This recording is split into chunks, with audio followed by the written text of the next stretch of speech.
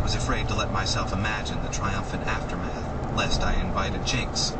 But I never had any doubt that climbing the Devil's Thumb would transform my life.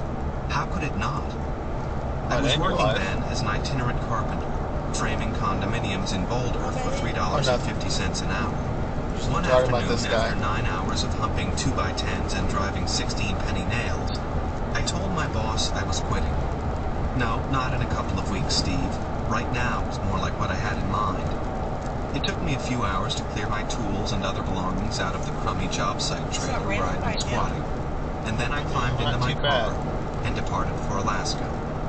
I was surprised, as always, by how easy the act of leaving was, and how good it felt. The world was suddenly rich with possibility.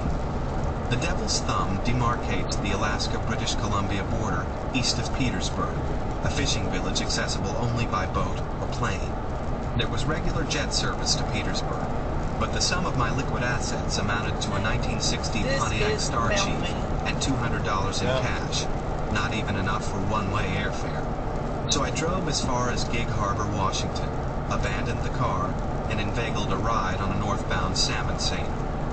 The Ocean Queen was a stout, no-nonsense workboat built from thick planks of Alaska yellow cedar, rigged for lawn lining and purse seining. In exchange for a ride north, I had only to take regular turns at the helm, a 4-hour wheel watch every 12 hours, and help tie endless skates of halibut gear.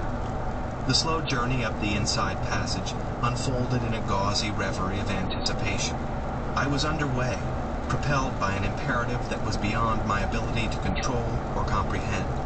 Sunlight glinted off the water as we chugged up the Strait of Georgia. Slopes rose precipitously from the water's edge, bearded in a gloom of hemlock and cedar and Devil's Club. Gulls wheeled overhead. Off Malcolm Island, the boat split a pod of 7 orcas. Their dorsal fins, some as tall as a man, cut the glassy surface within spitting distance of the rail. Our second night out, 2 hours before dawn, I was steering from the flying bridge when the head of a mule deer materialized in the spotlight's glare. The animal was in the middle of Fitzhugh Sound, swimming through the cold black water more than a mile from the Canadian shore. Its retinas burned red in the blinding beam. It looked exhausted and crazed with fear. I swung the wheel to starboard, the boat slid past, and the deer bobbed twice in our wake before vanishing into the darkness.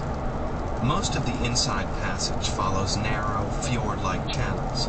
As we passed Dundas Island, though, the vista suddenly widened. To the west now was open ocean, the full sweep of the Pacific, and the boat pitched